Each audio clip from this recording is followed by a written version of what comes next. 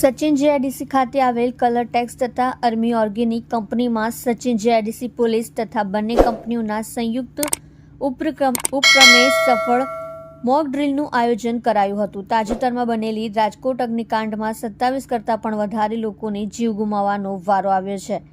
ત્યારે હવે આ ઘટનાના પગલે સુરતનું તંત્ર એલર્ટ થઈ ગયું છે. આ ઘટનાને ધ્યાને રાખી મદદનીશ પોલીસ કમિશનર આઈ ડિવિઝનની અધ્યક્ષતામાં પોલીસ ઇન્સ્પેક્ટર GR ચૌધરી અને સચિન જીઆઈડીસી પોલીસ સ્ટેશનના 3 પોલીસ અધિકારી તથા 20 પોલીસ કર્મચારીઓ તેમજ અમી ઓર્ગેનિક કંપનીના ફાયર ટીમ દ્વારા ફાયર સેફટીની પૂરતી સાધન સામગ્રી સાથે ગેસ લીકેજ થવાથી આગ અકસ્માતના બનાવમાં સમય મર્યાદામાં 0 કેલ્ક્યુલેટરથી એક સફળ ફાયર મોક ડ્રીલ એક્સરસાઇઝ કરવામાં આવ્યું હતું.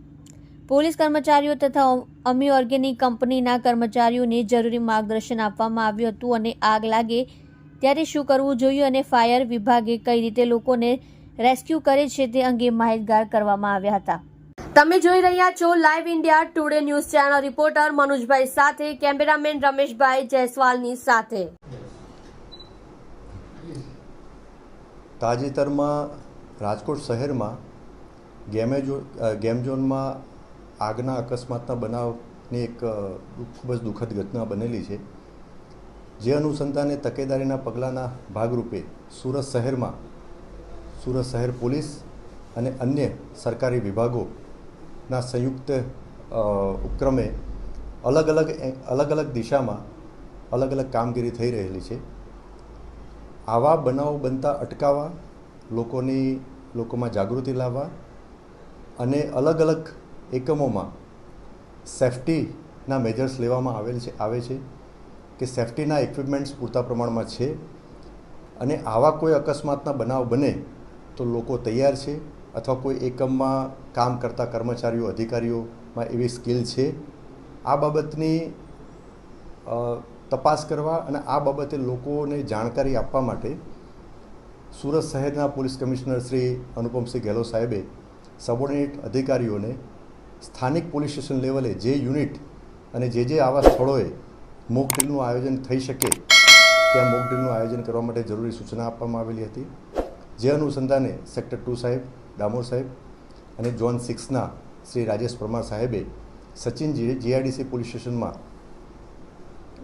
2 ઇન્ડસ્ટ્રીયલ યુનિટ એટલે કે કલર ટેક્સ પ્રાઇવેટ લિમિટેડ અને અમી ઓર્ગેનિક કંપની એ બંને યુનિટમાં એક ફાયર અનુસંધાને એક મોક ડ્રીલનું આયોજન કરવા માટે જરૂરી સૂચના આપેલ.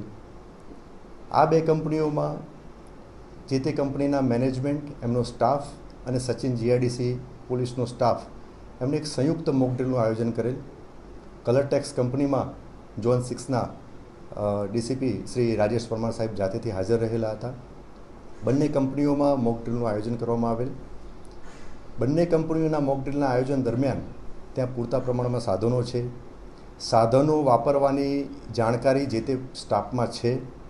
અકસ્માતનો બનાવ બને તો શું કાર્યવાહી કરવી અને શું ના કરવું એ બાબતમાં ક્લેરિટી મેળવવા માટે પોલીસ વિભાગ અને તેમના કંપનીના મેનેજમેન્ટ અને ત્યાં કામ કરતા કર્મચારીઓએ સાથે મળી એના મોક ડ્રીલનું આયોજન કરેલું હતું. મોક ડ્રીલનું આયોજન ખૂબ જ સફળતાપૂર્વક પૂર્ણ થયેલું છે. લોકોને અકસ્માતનો બનાવ બને તો શું કરવું અને શું ના કરવું એ બાબતે ક્લેરિટી આવેલી છે.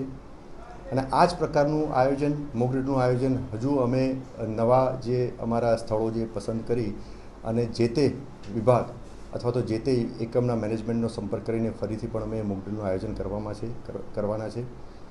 આ જ પ્રકારે જો મોક ડ્રીલનું આયોજન થાય તો લોકો જાગૃત થાય, લોકોમાં જાણકારી આવે અને આવા જે દુઃખદ અકસ્માતના બનાવો બનતા અટકે અને જો બનાવ બને તો એમાં મિનિમમ કેઝ્યુઅલિટી થાય એવા સેફ્ટી મેજર્સ લેવામાં આવે, જે બાબતે આ મોક ડ્રીલનું આયોજન કરેલું.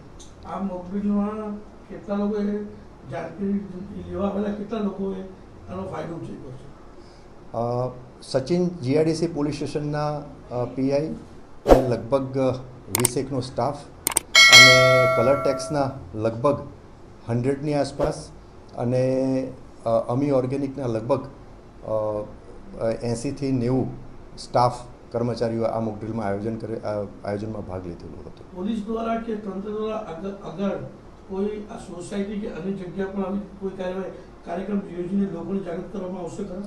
હા, હજુ આ બાબતે અમે એક્સપ્લોર કરી રહ્યા છીએ કે જ્યાં જ્યાં લોકોની ભીડ ભેગી થાય અને જ્યાં જ્યાં આવા પ્રકારના મોકડ્રીલની જરૂરિયાત થાય ત્યાં ત્યાં અમે મોકડ્રીલનું આયોજન કરશું.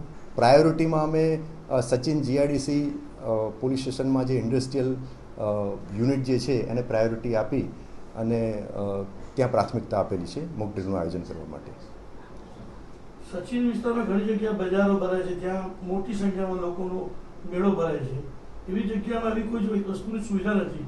તેના વિશે શું કાર્યવાહી પોલીસ કરશે કે તંત્ર કરશે?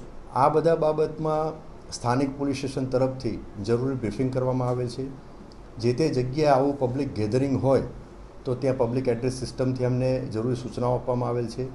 અને આપ સૌ જાણતા હશો કે સુરત શહેર પોલીસ અને અન્ય સરકારી વિભાગોના અધિકારી કર્મચારીઓ જોઈન્ટલી ખૂબ જ વિવિધ એંગલ અને વિવિધ પાસાઓ ઉપર તપાસ કરી રહ્યા છે. અને અમુક જ્યાં ગેરકાયદેસર જણાઈ આવેલ છે ત્યાં સીલિંગની કાર્યવાહી અને ગુના નોંધવાની પણ કાર્યવાહી કરેલી છે. એટલે ઘણા બધા ફ્રન્ટ ઉપર એક સાથે આ કાર્યવાહી ચાલુ રહી છે.